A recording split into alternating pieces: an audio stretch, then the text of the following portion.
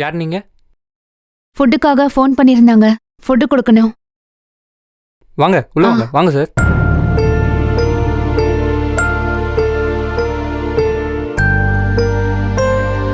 ஐயா டிஃபன் கொண்டு வந்திருக்கா? இவங்க தானா? ஆமாம் சார். சரிப்பா. Hi sir. வாட் இஸ் திஸ்மா? இவ்வளவு இர்ரெஸ்பான்சிபிளா இருந்தா எப்படிமா? எதுக்குமா நீங்களா கை நீட்டி காசு வாங்குறீங்க? எங்க விடுங்க. நீ சும்மா இரு கனகா. இவங்களெல்லாம் சும்மாவே விடக்கூடாது. வயசானவங்களுக்கு ஃபுட்டு கொடுக்கறத பிசினஸா நினைச்சு பண்ணாதீங்கம்மா. சர்வீஸா எடுத்து பண்ணுங்க. அன்னைக்கு கான்ட்ராக்ட் எடுக்க வந்தப்போ வாய்க்கிழிய பேசினாரே உங்க ஓனர். இன்னைக்கு போன் அடிச்சா லைன் போல, மெசேஜ் போட்டா அதுக்கும் பதில் இல்ல. What nonsense is this? எங்க கொஞ்சம் பொறுங்க, சாப்பாடு வந்துருச்சுல, முதல்ல சாப்பிடுவோம். கொடுங்க தம்பி. இந்தாங்கம்மா. எப்பவுமே வழக்கமா ஃபைல்ல தானே சாப்பாடு கொண்டு வந்து தருவீங்க, இன்னைக்கு பாக்ஸ்ல கொண்டு வந்திருக்கீங்க. அதெல்லாம் வச்சு ஏதாவது எக்ஸ்கியூஸ் சொல்லான்னு இவங்க நினைக்கிறாங்க. நான் பாத்திரத்தை மாத்தி கொண்டு வந்துடுறேன், கொஞ்சம் வெயிட் பண்ணுங்க. இல்ல பரவாயில்லம்மா, நீங்க 2 பேரும் சாப்பிட்டு வந்தே கொடுங்க. நாங்க இங்கேயே வெயிட் பண்றோம். ஓ, பெரிய அட்ஜஸ்ட்மெண்ட். பண்ண தப்புக்கு கொஞ்ச நேரம் 2 பேரும் நில்லுங்கம்மா. நாங்க எவ்வளவு நேரம் வெயிட் பண்ணோம், நீங்களும் வெயிட் பண்ணுங்க. வா கனகா.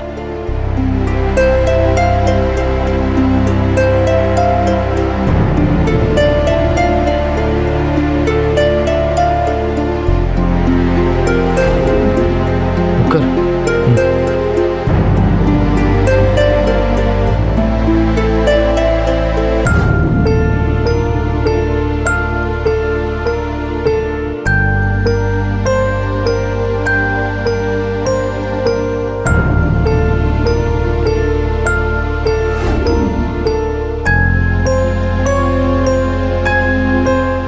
சமையல்காரர் மாத்திட்டீங்களா? தோசை ரொம்ப பிரமாதம். சாம்பார்ல உப்பு காரம் எல்லாம் அளவா திட்டமா நல்லா இருந்துச்சு. ஆ, அம்மா, டேஸ்ட் எல்லாம் சரிதான். அதுக்காக டிலே பண்றது சரி கிடையாது. நான் பிபி பேஷண்ட்டுமா. சரியான நேரத்துக்கு சாப்பாடு வருமா வராதான்னு டெய்லி காத்துட்டு இருக்க முடியாது. சார், நாங்கள் உங்கள் கான்ட்ராக்ட் ஆளுங்க இல்லை சார்.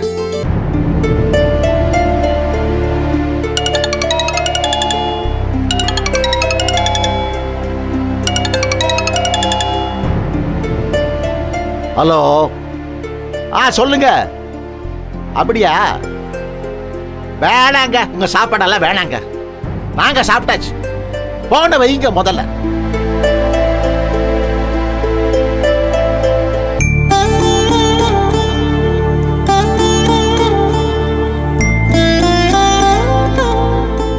யாருப்பா நீங்க?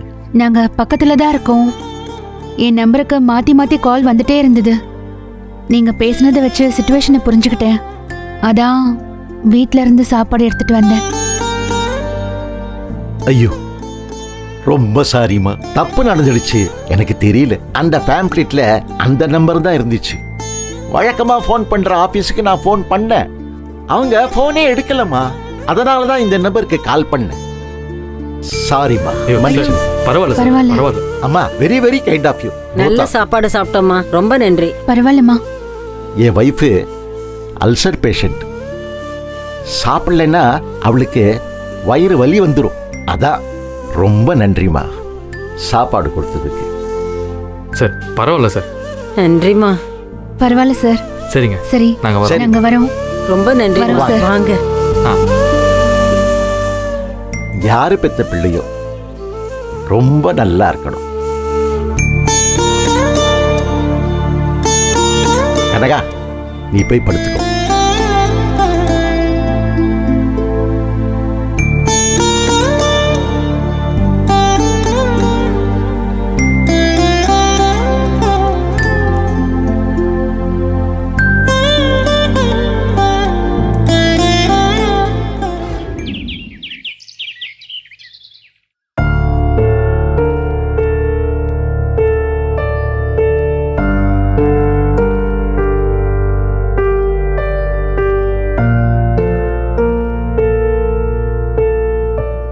ஜனனி, கௌதம் கிட்ட இருந்து ஏதாவது தகவல் வந்துச்சா? இல்ல சக்தி, அவன் ஃபோன் பண்ண மாட்டான். அக்கா தான் தேவையில்லாம அவனை நம்பிட்டு இருக்காங்க. அந்த ஜீவானந்தனை நாமளே ட்ராக் பண்ணி பிடிக்கணும். எப்படி ஜனனி? அவன் ஊர்லயே இல்லைங்கிறாங்க. போலீஸே அவனை பத்தி அப்படி பேசுது. நாம் எப்படி தனியாக அவனை தேடி கண்டுபிடிக்க? இல்ல சக்தி, எப்படியாவது பிடிச்சுதான் ஆகணும். அந்த ஆளு பேசின ஒவ்வொரு வார்த்தையும் என் மனசுல ஆழமா பதிஞ்சு போச்சு. அதுக்கான சரியான பதில அவனுக்கு கொடுக்காம நான் விட மாட்டேன்.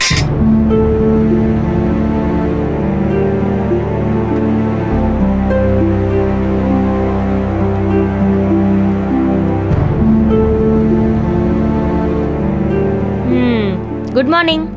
குட் மார்னிங்க்கா. தாரா கிளம்பிட்டாளா? கிளம்பிட்டா. அவளை அனுப்பிட்டு அப்படியே குப்பையை கூட்டிட்டு வரேன். ம்.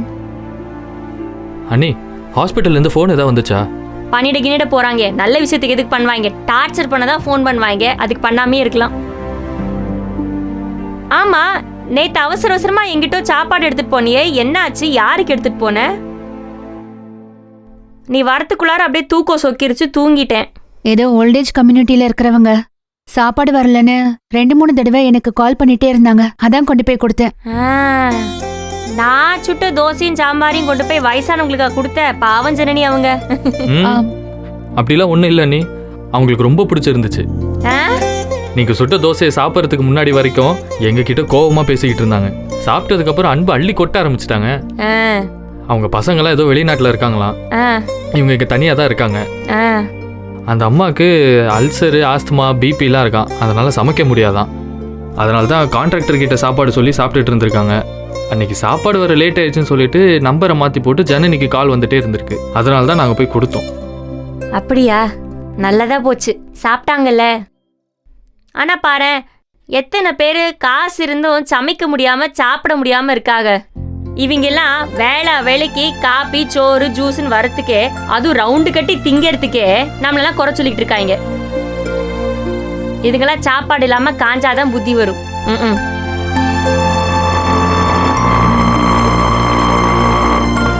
நிறுத்துப்பா.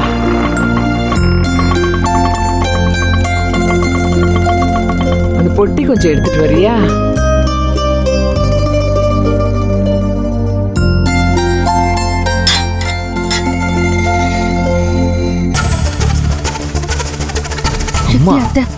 ஆத்தி சரியான நேரத்துக்கு வராங்களே. வாங்க அக்கா, ரேணுகா அக்கா.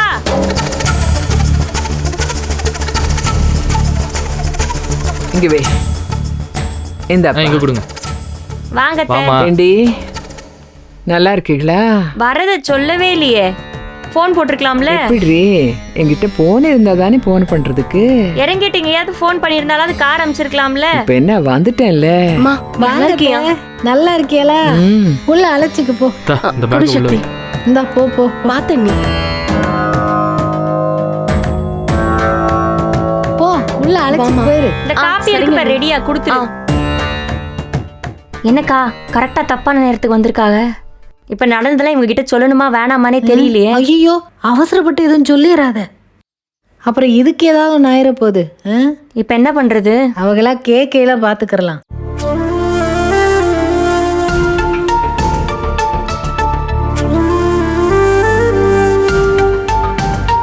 இந்த ஆஸ்பத்திரிக்கு செக்கப்க்கு போயிட்டாருன்னு சொல்லிடுவோம். 2 நாளைக்கு செக்கப்பா? அவர் 2 நாளைக்கு வரமாட்டார். என்ன சொல்றது? நம்புற மாதிரி ஏதாவது சொல்லணும்ல. ஆமா, சரி. அப்போ இந்த பிசினஸ், ஐயோ பிசினஸ் தான் போயிருக்கு. அதுதான் இல்லன்னு தெரியாதே அவங்களுக்கு. அப்ப அதையே சொல்லிடுவோம், ஊருக்குன்னு சொல்லி சமாளிச்சிருவோம். என்ன?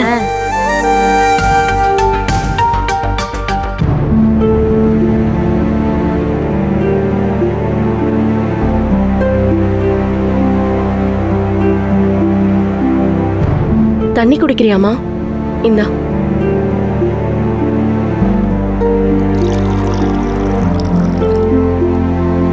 நீ முதல்ல தண்ணி குடி, அப்புறம் பேசிக்கலாம். எப்படி இருக்க? குடிமா, அப்புறம் பேசிக்கலாம். ஆனா அவர் வரப்ப எல்லாத்தையும் சொல்லிடுவாரே. இம்புட்டு நாள் ஏன் சொல்லல? ஆஸ்பத்திரியில போய் என் மகனை பார்த்திருப்பேனே, என் மகனை இனி பிரிச்சிட்டீங்கலாம் பேசுவாங்களே. தேவையா நம்மளுக்கு? இல்லைன்னா மட்டும் உன் மாமியாக்காரி ஒன்று அப்படியே வச்சு கொஞ்சம் போதா? அது போனதுல இருந்து இப்ப வந்தது வரைக்கும் நடந்த எல்லா சம்பவத்துக்கும் நீயும் நானும் தான் காரணம்னு நம்மளை இடிச்சு இஞ்சி சாறு எடுக்காம விடாது. அது நடக்கையில பாத்துக்கிறோம். அது பைய சமயம் பார்த்து பக்குவமா சொல்லிக்கிறலாம். என்ன மனநிலையில இருக்கோ என்னவோ படக்குன்னு சொல்ல வேண்டாம். இப்போதைக்கு அமைதியா விட்டுருவோம், பேச வேண்டாம். ரேணுகா, நந்தினி உள்ள வாங்கடி. இந்த அழைச்சிருச்சு. நீங்க 2 பேரும் உள்ள வந்துருங்க. ஆமா, உள்ள வாங்க. வந்துருங்க. இங்கனே நின்னுட்டு இருந்தா சந்தேகம் வரும். கேள்வி நீதான் நல்லா கேட்பாங்க. சமாளிப்ப, வாங்க, வா. வாங்க, உள்ள வந்து நின்னு சமாளிக்க ஹெல்ப் பண்ணுவா.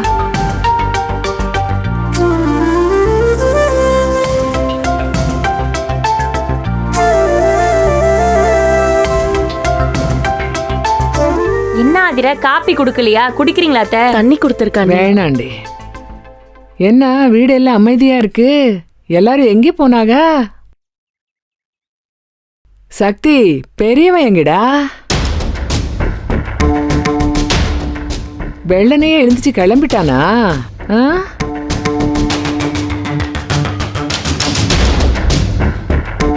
என்னடி திரு திருன்னு முழிக்கிறீங்க? அத்தை, ஒரு பெரிய விஷயம் நடந்துருச்சு. அண்ணி வேண்டாம் அண்ணி. என்னடி சொல்ற? என்னாச்சு? அக்கா, அது அது ஜீவானந்தம் உங்களுக்கு தெரியாது. அப்படின்னு ஒருத்தர் வந்து வீணான சத்தங்களுக்கு நான் மதிப்பு கொடுக்கறது இல்லப்பா குணசேகரன். என் இடத்துல வந்து சத்தம் போடுறத நான் விரும்புறதும் இல்லை. எது எது இது ஓ இடமா? இது ஏன் இடம்டா? ஏன் இடம்? அதெல்லாம் முன்னாடி. இப்போ இது ஜீவானந்தனுடைய ப்ராப்பர்ட்டி.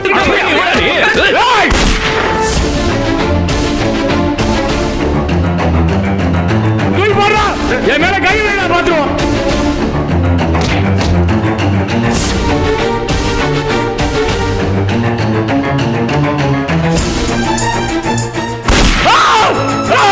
சுராண்டா சுராண்டா ஜீவானந்தம்டா, அந்த அங்கதான் ஒளிஞ்சிருக்காடா.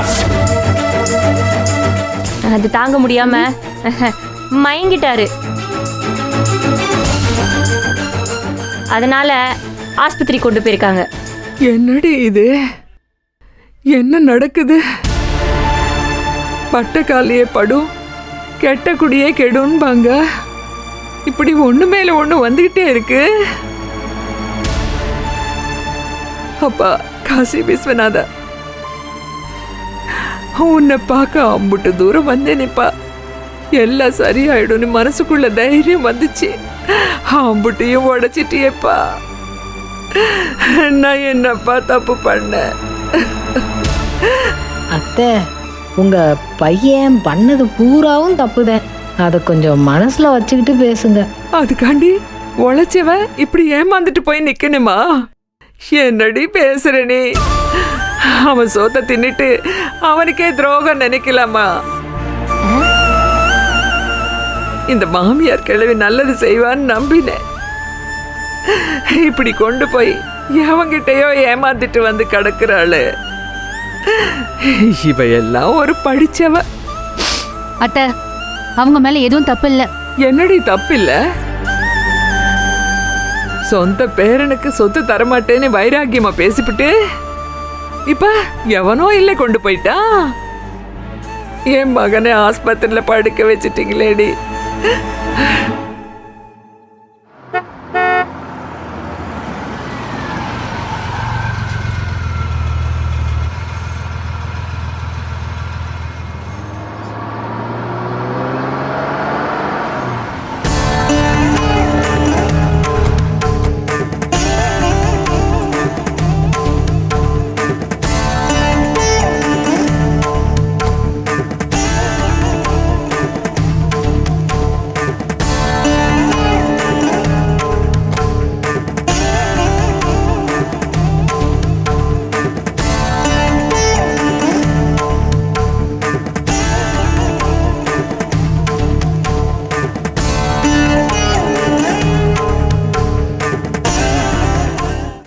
சக்தி, நான் பெரியவனை பார்க்கணும்.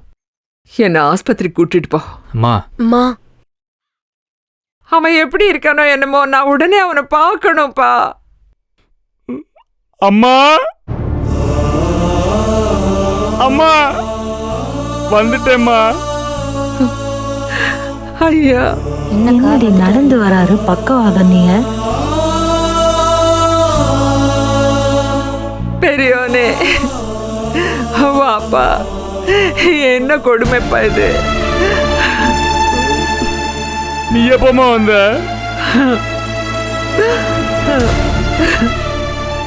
எம்மா, உன் மகனை பார்த்தே இல்ல? எல்லாத்தையும் இழந்துட்டு உசுரை மட்டும் பிடிச்சிக்கிட்டு நிற்கிறேம்மா. அதுவும் போயிருக்கோம். ஆத்தா மீனாட்சி தான் அதை பிடிச்சி வச்சிருக்கா.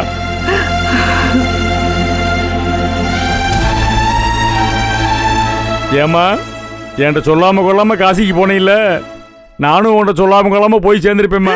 அப்படியெல்லாம் பேசாதப்பா. வேற எப்படிம்மா பேச? என்னை யாரும் காப்பாற்றிருக்க கூடாதும்மா. என்னை சாக விட்டுருக்கணும். ஆனால் காப்பாற்றி தொலைச்சிட்டாங்க.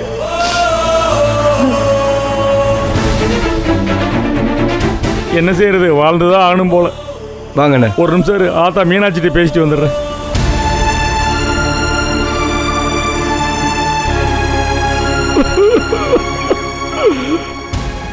ஆத்தா மீனாட்சி, உன் மயன் உயிர் பிழைச்சு வந்துட்டேன்.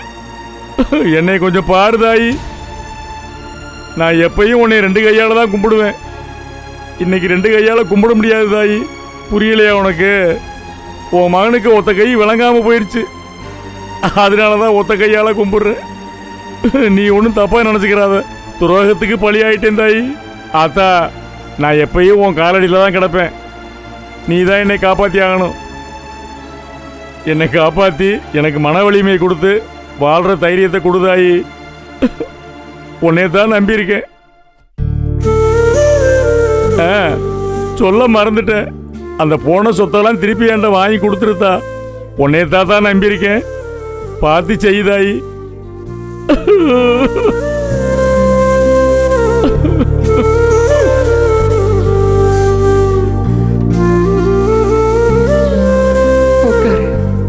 வாங்க உட்காரு. அந்த கையை பிடிக்காது. சரி, வேண்டாம். உணர்ச்சியே இல்லை, மறத்து போயிருக்கு. மறந்துட்டேன். தொடாத, வேண்டாம். உட்காருப்பா.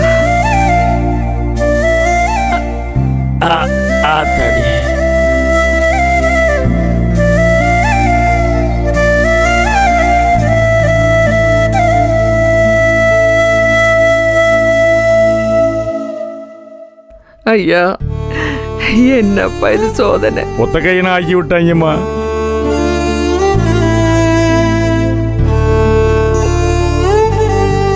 ஏம்மா, என் மக வாழ்க்கை போச்சு.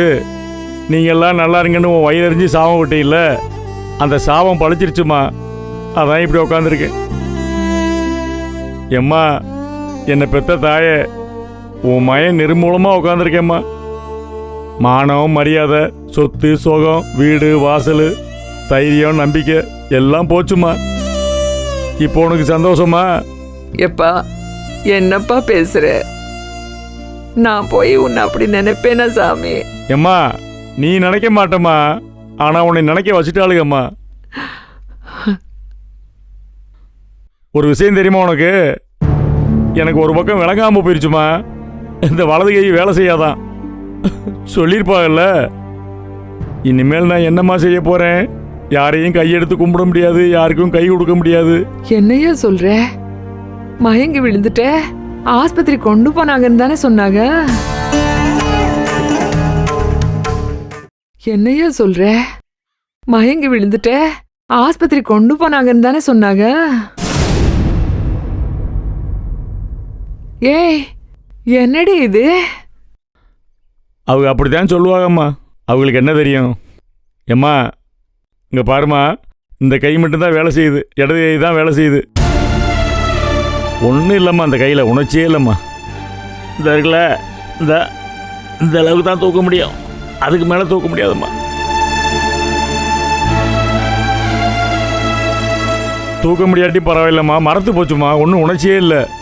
ஊசி எடுத்து குத்துனாலும் வலிக்க மாட்டேக்கு. அந்த அளவுக்கு மறத்து போச்சு. ரத்த ஓட்டமே நின்று போச்சுன்னு நினைக்கிறேன். அந்த ஆஸ்பத்திரியில் அந்த பெட்டு இருக்குல்ல, அதில் ஒரு இரும்பு இருந்துச்சு. அந்த இரும்பில் என் கை கிடந்துச்சுமா. எனக்கு வலிக்கவே இல்லை. அப்புறம் தான் அந்த நர்ஸு பொம்பளை எடுத்து அந்த கையை அப்படி வச்சா. அப்போ தான் கண்டுபிடிச்சேன், இது மறத்து போச்சு, உணர்ச்சி இல்லாமல் இருக்குது அப்படின்னு. விழுந்து போச்சேம்மா. ஓடி ஆடி திரிஞ்ச கையுமா. எத்தனை பேர்த்த பார்த்துருப்பேன், எத்தனை சம்பாத்தியத்தை பார்த்துருப்பேன், எத்தனை பணத்தை எண்ணிருப்பேன் இந்த கையால். இப்படி வந்து ஒத்த கையனா உக்காந்துருக்கணுமா நான்? இனிமே நான் ஆதி குணசேகரன் இல்லைம்மா, பாதி குணசேகரம்மா. ஐயா, அப்படியெல்லாம் பேசாதுப்பா. உனக்கு ஒன்றும் ஆகாது. ஆதிர, அம்மா, பொட்டியில பிரசாதம் பை வச்சிருக்கேன், கொண்டு வா. சரிம்மா. காசிலிருந்து கொண்டு வந்தியா? கொண்டு வர சொல்ல. அம்மா இதாம்மா பாரு இதா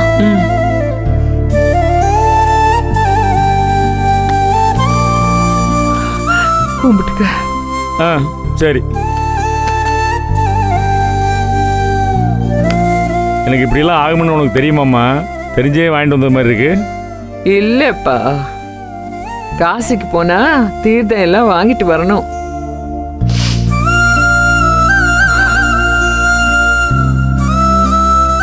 பெரிய பிரச்சனையில மாட்டிக்காம உன் மகன் அந்த நரச மண்ட கிழவி நம்ம சொத்தை பூரா ஒரு ரவுடி பைய வாயில போட்டுச்சுமா. சொத்து போனாலும் பரவாயில்ல, கம்பெனில இருந்து என்னை தூக்கி வெளியே வீசிட்டாங்கம்மா. அலங்கோலமா அவமானப்பட்டு நின்னேம்மா. ஊர் போய் ஊரா பைக்கு நிப்பாட்டி பார்த்துட்டு போனேம்மா. வேட்டி சட்டை கட்டி இருந்தாலும் துணியே இல்லாத மாதிரி நின்னேம்மா. எனக்கு அப்படி இருந்துச்சுமா. குணசேகரன் வாழ்ந்த கோலத்தை தான் பார்த்துருக்காங்க, அழிஞ்ச கோலத்தை பார்க்கலம்மா. மதுரை பார்த்துருச்சுமா, மதுரை பார்த்துருச்சுமா.